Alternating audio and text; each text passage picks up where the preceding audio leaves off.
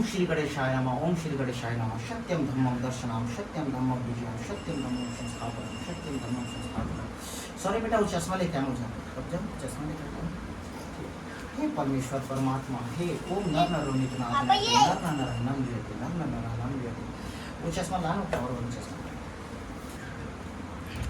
तो प्रिय धार्मिक जन, बंधु बांधव, मित्र जन सभी को आज इस गणेश की महागणेश कथा को, जो अमृत कथा है, जो शिव पुराण की चतुर्थ खंड रुद्र संहिता खंड में आप सभी को इस गणेश कथा के लिए आवाहन स्तुति समूह उस गणेश के परमपिता परमेश्वर के लीन हो जाएं, ठीक। और देवताओं द्वारा स्कंद व शिव पार्वती के पास लाया जाना, उनका लाड़ प्यार देवों के मांगने पर शिवाजी की उन्हें तारक वध के लिए स्वामी कार्तिकेय को देना, कुमार की अध्यक्षता में देव सेना का प्रस्थान, महिसागर संभव पर तारकासुर का आना और दोनों सेनाओं में मुठभेड़, वीरभद्र का तारक के साथ घोर संग्राम, पुनः हरि और तारक में भयानक युद्ध होना। यहाँ से चतुर्खंड से ही श्री गणेश की उत्पत्ति होती है और यही कथा से हम प्रारंभ के स्वरूप में चलते हैं और आगे बढ़ेंगे, ताकि आप सभी इस पुण्य कथा अमृत कथा का वाचन कर उस गणेश के जो जीव स्वरूप परमात्मा में विलीन होने को आप सब तत्पर रहें। वंदे वंतरास्तुष्टे मतिप्रत्यं प्रेम पदम पूर्णम पुनात्राम पूर्णम प्रकृतिम सत्यम शिवम सत्यम सत्यम संजयमयम सत्यम सत्य प्रियम सत्यम विष्णु प्रोतम स्वीकारितम प्रभुतिम शंकरम। वंदना करने से जिनका मन प्रसन्न हो जाता है, जिन्हें प्रेम अत्यंत प्यारा है, जो प्रेम प्रदान करने वाले पूर्ण आनंदमय भक्तों की अभिलाषा पूर्ण करने वाले संपूर्ण ऐश्वर्यों के एकमात्र अवस्थान और कल्याण स्वरूप है, सत्य जिनका श्री विग्रह है, जो सत्यम है, मय है, जिनका ऐश्वर्य तुल्य काल वाधिक है, जो सत्य प्रिय एवं सत्य प्रदाता है, ब्रह्मा और विष्णु जिनकी स्थिति करते हैं, स्वेच्छानुसार शरीर धारण करने वाले बुद्ध भगवान शंकर की मैं वंदना करता हूँ। हे परमपिता हे भगवान पिता, हे पार्वती माता, जानकी माता, सबको आपका वंदन है, अभिनंदन है, नंदन है। यहाँ पे आइए और आशीष परम वचन स्वरूप में आशीष दीजिए हमारे श्री गणेश जी को। नहीं बाबू नहीं, आशीष दीजिए। नहीं बेटा, प्रसाद है इसको नीचे।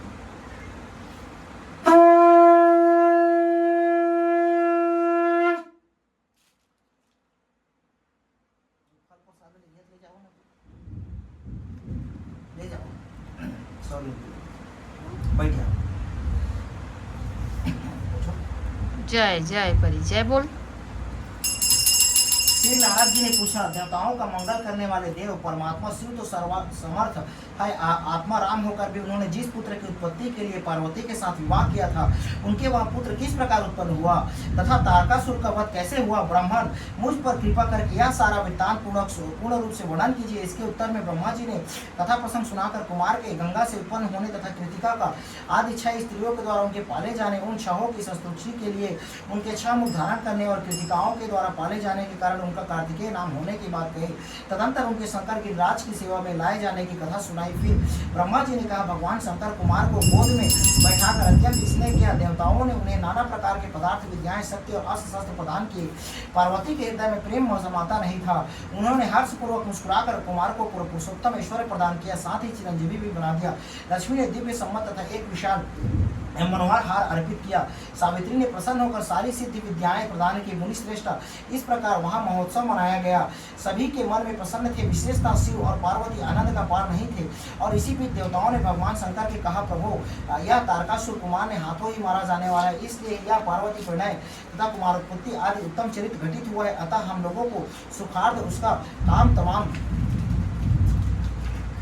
करने हेतु कुमार को आज्ञा दीजिए। हम लोग आज ही अस्त्र शस्त्रों से सुसज्जित होकर तारका को मारने के लिए रण यात्रा करेंगे। ब्रह्मा जी कहते, मुने यह सुनकर भगवान शंकर का हृदय दयाद्र हो गया। उन्होंने उनकी प्रार्थना स्वीकार करके उसी समय तारका का वध करने के लिए अपने पुत्र कुमार को देवताओं को सौंप दिया। फिर से तो शिव जी की आज्ञा मिल जाने पर ब्रह्मा विष्णु और आदि सभी देवताओं ने एकत्र होकर गुहा को आगे की तरफ से तुरंत ही उस पर्वत से चले गए। उस पर समय श्रीहरि आदि देवताओं के मन में पूर्ण विश्वास था कि ये अवश्य तारका का वध कर डालेंगे। वे भगवान शंकर के तेज से भावित हो कुमार के सेनापतित्व में तारका का संहार करने के लिए रण क्षेत्र से आए। उधर महाबली तारका के ने जब देवताओं के इस युद्धों को सुना, तब वह इस एक विशाल सेना के साथ देवों में युद्ध करने के लिए तत्काल ही चल पड़ा। उसकी उस विशाल वाहिनी को अति आते देख देवताओं का परम विस्मय हुआ। फिर तो वे बलपूर्वक बारंबार सिंहनाद करने लगे। उसी समय तुरंत ही भगवान शंकर की प्रेरणा से विष्णु आदि सभी संपूर्ण देवताओं आदि आकाशवाणी हुई। आकाशवाणी ने कहा, देवगण तुम लोग लोक कुमार अधिनायक मत में युद्ध करने के लिए उद्यत हो, इसमें तुम संग्राम में दैत्यों को जीत कर विजयी हो। ब्रह्मा जी कहते हैं, उन्हें उस आकाशवाणी को सुनकर सभी देवताओं का उत्साह बढ़ गया, उनका भय जाता रहा और वे विरोचित गर्जना करने लगे। उनकी युद्ध कामना बलवती हो उठी और वे सब के सब कुमार को अग्रणी बनाकर बड़ी उतावली हो के साथ महिसागर में संगम को हो गए। उधर बहुसंख्यक असुरों को घिरा हुआ वह तारक भी बहुत बड़ी सेना के साथ शीघ्र ही वहां आधम का जहां वे सभी देवताओं खड़े थे। उस असुर के आगमन काल में प्रलयकालीन मेघों में समान गर्जना करने वाली रणभेदिया तथा अनन्य कर्कश शब्द करने वाली रणवाद्य बज रहे थे। उस समय तारकासुर के साथ आने वाले दैत्य ताल ठोकते हुए गर्जना करते हुए उनके पदापद्य से पृथ्वी कांप उठती थी। उस अत्यंत भयंकर कोलाहल को सुनकर भी सभी देव निर्भर हो उठे। वे एक साथ मिलकर तारकासुर से लोहा करने के लिए डटकर खड़े हो गए। उस समय देवराज इंद्र कुमार को गर्जना कर बैठाकर सबसे आगे खड़े हुए लोक पर लोक में घिरे हुए थे और उनके साथ देवताओं की महती सेना थी। तत्पश्चात कुमार ने गरजराज को महेंद्र को दे दिया। वे स्वयं ऐसे एक विमान पर आरूढ़ हुए जो परमाश्चर्य पूर्वक जनक तथा नाना प्रकार के रत्नों से सुशोभित था। उस समय उस विमान पर सवार होने से सर्वगुण संपन्न महास्वामी शंकर पुत्र कुमार उत्कृष्ट शोभा से संयुक्त होकर सुशोभित हो रहे थे। उन पर परम प्रकाश मन चंवर डुलाए जा रहे थे। इसी बीच बलाभिमानी एवं महावीर देवता और दैत्य क्रोध से विहल होकर परस्पर युद्ध करने लगे। उस समय देवताओं और दैत्यों में बड़ा घमासान युद्ध रण क्षण में सारी रणभूमि रूढ़ मुंडों से व्यक्त हो गई। तब महाबली तारकासुर बहुत बड़ी सेना के साथ देवताओं से युद्ध करने के लिए वेग पूर्वक आगे बढ़ा। उस रणदूत तारका को युद्ध की कामना से आगे बढ़ते देख इंद्र आदि देवता ने तुरंत ही उसके सामने आए। फिर तो दोनों सेनाओं में महान कोलाहल होने लगा। तत्पश्चात देवों तथा असुरों का विनाश करने वाले ऐसा द्वंद्व युद्ध प्रारंभ हुआ उठा, जिसे देखकर वीर लोग हर्षोत्फुल्ल हो लगे और कायरों के मन में भय समा गया।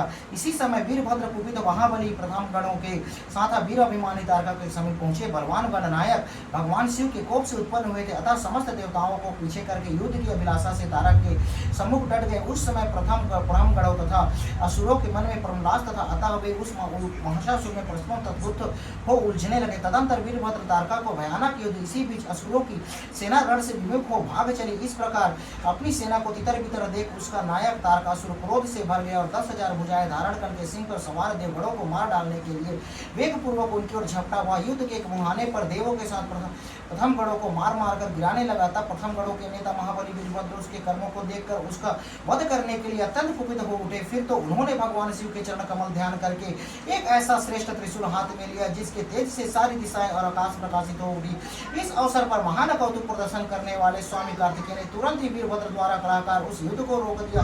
तब स्वामी की आज्ञा से वीरभद्र उस युद्ध से हट गए। यह देखकर असुर सेनापति महावीर तारक कुपित हो उठा हुआ युद्ध कुशल तथा नाना प्रकार के अस्त्रों को जानकर तथा देवताओं को ललकाकर उन पर बाणों की वृष्टि करने लगा। उस समय बलवान व श्रेष्ठ असुर राज को तारका ने मिलकर भी उसका सामना न कर सके।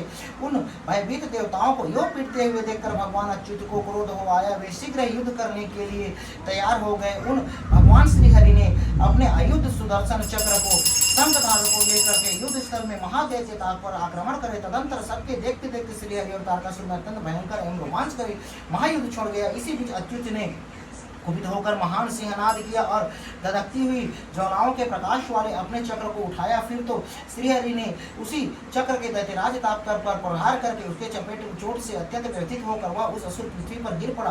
परंतु वह असुर नायक तारक अत्यंत बलवान था, तुरंत ही उठकर उस दैत्यराज ने अपनी शक्ति से चक्र के टुकड़े टुकड़े कर दिए। मुने भगवान विष्णु और तारकासुर दोनों बलवान थे और दोनों में अगाध बल था, अतः युद्ध स्थल में परस्पर जूझने लगे।